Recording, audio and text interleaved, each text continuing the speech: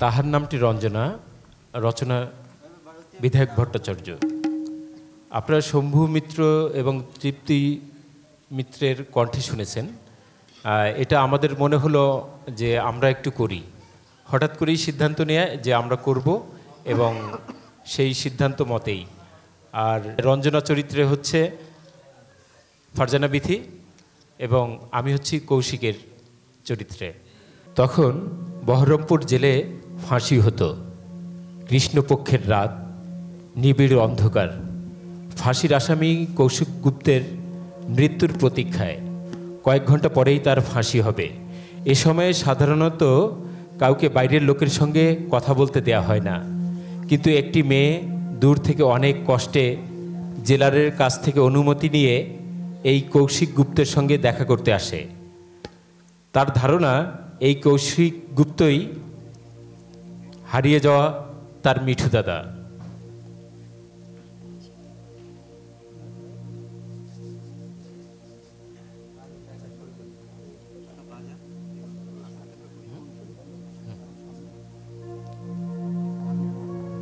চিনতে পারছো?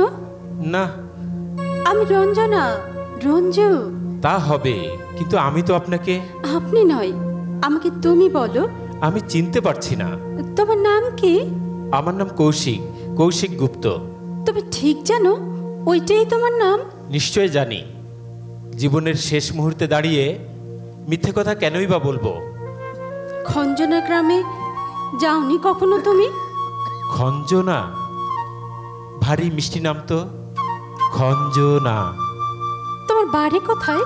বাঁকুড়া জেলায়। গ্রামের নাম হয় কেষ্টপুর, না হয় বিষ্ণুপুর, ভুলে গেছি। কেন? ছেলেবেলায় বাড়ি থেকে পালিয়ে এসেছিলাম তো। ও, তুমি বই ভালোবাসো? বই? হ্যাঁ, বই। কবিতার বই, রবীন্দ্রনাথের বই, যা তুমি প্রত্যেক দিন রাত্রে ঘুম পাড়াবার সময় আমাকে আবৃত্তি করে শোনাতে। আবৃত্তি কাকে বলে আমি তাই জানি না। ও, কোন হাই স্কুলে পড়তে তুমি? অতদূর এগোতে পারিনি, পাঠশালা থেকেই পালিয়েছিলাম। জেল সুপারের কাছে শুনলাম তুমি একটা বই লিখেছো। লেখাপড়া জানো না তো বই লিখলে কি করে? বাংলাদেশে বই লেখার জন্য লেখাপড়া জানার দরকার হয় না। এই যেমনভাবে তোমার সঙ্গে কথা বলছি তেমনি ভাবেই লিখেছি। আর তাছাড়া মিথ্যে কথা লিখতে কোনো অসুবিধা হয় না। সব মিথ্যে কথা লিখেছো? সব মিথ্যে কথা। কেন লিখলে তবে? কি করব বলো, লোকে খুনির জীবনের মধ্যে খুব রোমাঞ্চ খোঁজে তো, সেইটাই বেশি করে দিয়েছি। ও, আমি এত কথা জিজ্ঞেস করছি বলে তুমি রাগ করছো না তো? না না, আমার সঙ্গে কথা বলে যদি তুমি সান্ত্বনা পাও, কেন তাতে বাদ সাধবো? আর কিছু জিজ্ঞেস করবার থাকলে করো। তুমি বই টই কিচ্ছু পড়োনি? না। তোমার সঙ্গে মিঠুদার কোনো আদল নেই এই কথা আমি বলবো না। আদল নিশ্চয়ই আছে, কিন্তু আমি ধরতে পারছি না। মিঠু বুঝি তোমার দাদার ডাক নাম? হ্যাঁ। আচ্ছা, রবীন্দ্রনাথের কোনো কবিতা তোমার মুখস্থ আছে? বলো। না। আমি কয়েকটা লাইন বলি, দেখো তার পরের লাইনগুলো তোমার মনে পড়ে কিনা। কৃষ্ণকলি আমি তারেই বলি, কালু তারে বলে গায়ের লোক। মেঘলা দিনে দেখেছিলেম মাঠে, কালো মেয়ের কালো হরিণ চোখ। ঘোমটা মাথায় ছিল না তার মোটে, মুক্ত বেনি পিঠের পরে লোটে। বলো তারপর কি? বলো না তারপর কি? বলেছি তো আমি আবৃত্তি করতে জানি না। তাহলে তুমি আমার মিঠুদা নও। আমার মিঠুদা যদি হতে তাহলে এক্ষুনি বলে উঠতে, কালো তা সে যতই কালো হোক, দেখেছি তার কালো হরিণ চোখ। যাই। তুমি চলে যাচ্ছ? হ্যাঁ, আমি অফিসারকে কথা দিয়েছিলাম তুমি যদি আমার দাদা না হও তাহলে অনর্থক সময় নষ্ট করব না। একটু বসো, এবার আমি দু একটা কথা জিজ্ঞাসা করি তোমাকে। তুমি আমাকে কি জিজ্ঞাসা করবে? তুমি তো কিছুই জানো না আমার, আমাকে তো চেনোই না তুমি। সে কথা সত্যি, তবু জিজ্ঞেস করি। করো। আচ্ছা, একটু বসো, আমি জানলাটা বন্ধ করে দিয়ে আসি। আমি কথা বলবো আর আমার দিকে হাঁ করে চেয়ে ওই ফাঁসি কাট সময় গুনবে? না, তা হয় না। আচ্ছা, একটা কথা আমি কিছুতেই বুঝতে পারছি না। নিজেরা না এসে তোমার বাপ মা কোন আক্কেলে তোমার মতো একটা মেয়েকে এত দূর পাঠিয়ে দিলেন? বাবা নেই আমার, আর মা বিছানায় পড়ে আছেন, ওঠবার ক্ষমতা নেই তার। ও আচ্ছা, তোমার দাদার ডাকনাম তো মিঠু, ভালো নাম কি? অম্বুজাক্ষ মজুমদার। দাদা সেই যে 16 বছর বয়সে নিজে রোজগার করবে বলে বাড়ি থেকে চলে গেছে, আর ফেরেনি। তার জন্যই তো ভেবে ভেবে মা আজ মরতে বসেছে। আমি ভাবছি বাড়ি গিয়ে কি বলবো তাকে, কেন মিঠুদা এমন করলো, কোথায় যে গেল, আর কি আবৃত্তি করতো। প্রত্যেক দিন আমার ঘুমোবার আগে আমার মাথায় হাত বুলিয়ে দিতে দিতে একটি কবিতাই আবৃত্তি করতো মিঠুদা। সেই যে, আমরা দুজন একটি গায়ে থাকি, সেই আমাদের একটি মাত্র সুখ। ওই কবিতাটির সঙ্গে আমাদের আশ্চর্য মিল। আমাদের গায়ের নামও খঞ্জনা, তার পাশ দিয়ে যে নদীটি বয়ে গেছে তার নাম অঞ্জনা, আর তাই তো আমার দাদা আমার নাম রেখেছিল রঞ্জনা। কিন্তু হঠাৎ করে সব কি হয়ে গেল, সব হারিয়ে গেল।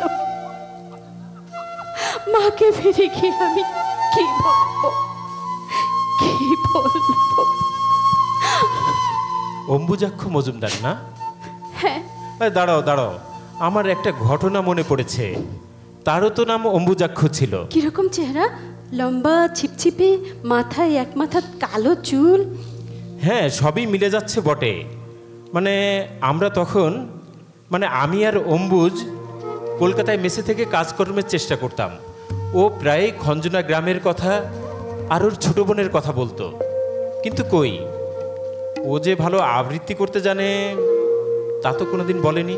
তুমি মিঠুদার সঙ্গে এক ম্যাচে ছেলে? হ্যাঁ। ও, মিঠুদা তোমায় কি বলতো? বলতো ওর স্বপ্নের কথা, ভবিষ্যতে কেমন করে বড় হবে, কেমন করে বেশি টাকা রোজগার করবে, এই সব কথা। জানো, মাকে টাকা পাঠাবার জন্য ও যেন পাগল হয়ে উঠেছিল। রোজ মেস থেকে সকালেই বেরিয়ে যেত আর ফিরতো অনেক রাতে। যখন ক্লান্ত হয়ে শুয়ে পড়তো, আমি আস্তে আস্তে গিয়ে তার পাশে শুতাম। জিজ্ঞাসা করতাম, হ্যাঁ রে অম্বুজ, কিছু হলো? কোনো উত্তর পেতাম না। আমি কিন্তু তাকে বলতাম, চল না আমাদের আড্ডায়, সেখানে কিছু তোর ব্যবস্থা নিশ্চয়ই হবে। এবারেও কোনো উত্তর নেই তার কাছ থেকে। জানো, অম্বুজ কত না চেষ্টাই করেছে টাকা রোজগারের জন্য। একদিনের ঘটনা বলি তোমায়, শোনো। কলকাতার কলেজ স্ট্রিটের মোড়ে খুব হইচই, লোকজন চেঁচাচ্ছে, পকেট মার, পকেট মার, পকেট মার। অম্বুজ ধরা পড়েছে পকেট মারতে গিয়ে। না না না না না না, আমার মিঠুদা কিছুতেই চুরি করতে পারে না। আমার মিঠুদা পকেট মারতেই পারে না। মিঠুদা সকলকে ভালো হতে বলতেন, সে ওই কাজ করতেই পারে না। নিশ্চয়ই পারে না। তোমার মিঠুদা পকেট কাটতেই পারে না। আমি জানি অম্বুজ কখনোই পকেট মারতে পারে না, কিন্তু শহরের লোক তাকে দোষী সাব্যস্ত করে পুলিশের হাতে ধরিয়ে দিলে। তারপর ছেড়ে দিল, কারণ কোনো প্রমাণ ছিল না। তারপর কি হলো? সেই এক চেষ্টা, কাজ করতে হবে, পয়সা রোজগার করে মা বোনের কাছে পাঠাতে হবে। বোকা অম্বুজ জানতো না সমাজের রথের চাকা কেমন করে ঘুরিয়ে টাকা তৈরি করতে হয়। একদিন জোর করে আমাদের দলের সর্দার বিলুর কাছে নিয়ে গেলাম। কিন্তু কিন্তু সে তো তোমার দাদা, কিছুতেই খারাপ কাজ করে টাকা রোজগার করতে রাজি হলো না। এদিকে মেসের মালিক হুকুম দিল যে 12 ঘন্টার মধ্যে টাকা না দিলে মেসে ঢোকা আর তার হবে না। কি করলো তখন মিঠুদা? তোমার মিঠুদা কিছু করেনি, করলাম আমি। আমার বাপ পাশে থাকতো সরকারি অফিসের পুরনো বেয়ারা। সেই দিন তার মাসের মাইনের টাকাটা তার সুটকেসের মধ্যে রাখতে দেখেছিলাম। সেই টাকা তার অবর্তমানে বাক্স ভেঙে মেসের মালিকের হাতে দিয়েছিলাম, আর বলেছিলাম, আর কিছুদিন আমাদের থাকতে দিন, আমাদের একটা কাজ জোগাড় করতেই হবে। তুমি বলেছিলে? না, মানে আমার সামনে তোমার মিঠুদা মালিককে বলেছিল। মিঠুদা বলেছিল? হ্যাঁ, সেই রাত্রে তোমার মিঠুদা একটি আবৃত্তি করেছিল। মিঠুদার আবৃত্তি তুমি শুনেছো? হ্যাঁ, বড় মিষ্টি আবৃত্তি। এমন আবৃত্তি আমি আর কোথাও শুনিনি। আমাকে দু একটা শিখিয়েও দিয়েছিল, দুজনে একসঙ্গে আবৃত্তি করতাম। কোন কোন কবিতা শিখিয়েছিল তোমাকে? এমনি দু চারটে, কিন্তু ওই আমরা দুজন একটি গায়ে থাকি ওটা শেখায়নি। যেগুলো শিখেছো তার থেকে একটা বলো। দুঃখেরে দেখেছি নিত্য, পাপেরে দেখেছি নানা ছলে, অশান্তির ঘূর্ণি দেখি জীবনের স্রোতে পলে পলে, মৃত্যু করে লুকোচুরি সমস্ত পৃথিবী জুড়ি, ভেসে যায় তারা সরে যায়, জীবনেরে করে যায় ক্ষণিক বিদ্রুপ। আজ দেখো তাহাদের অভ্রভেদী বিরাট স্বরূপ, তারপরে দাঁড়াও সম্মুখে, বলো অকম্পিত বুকে, তোরে নাহি করি ভয়, এ সংসারে প্রতিদিন তোরে করিয়াছি জয়। তোর চেয়ে আমি সত্য, এ বিশ্বাসে প্রাণ দিব দেখ, শান্তি সত্য, শিব সত্য, সত্য সেই চিরন্তন এক।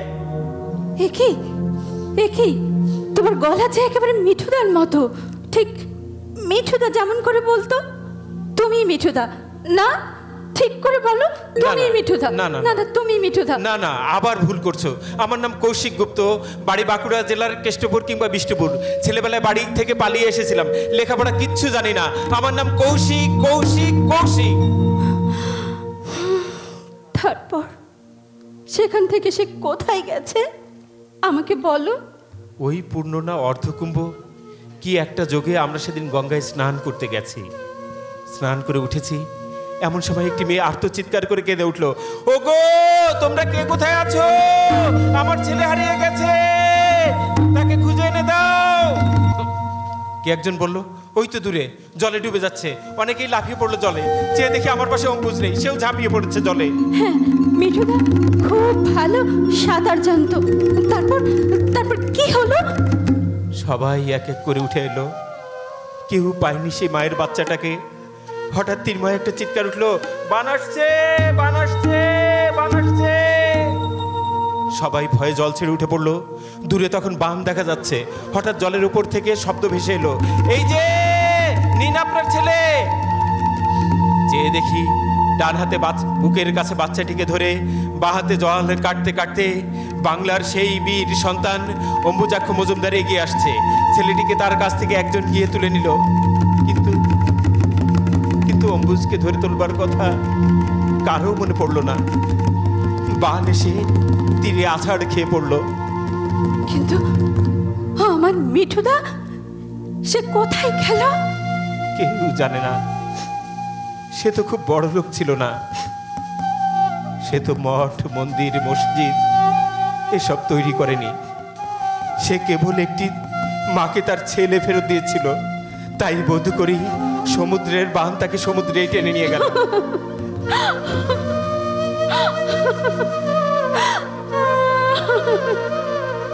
তুমি তো ভীষণ বোকা মেয়ে। এত বড় বীর যার ভাই, সে কখনো অমন করে কাঁদতে পারে না? কাঁদা উচিত। রঞ্জনা, এই রঞ্জনা, গর্ব হচ্ছে না তোমার মিঠুদার জন্যে?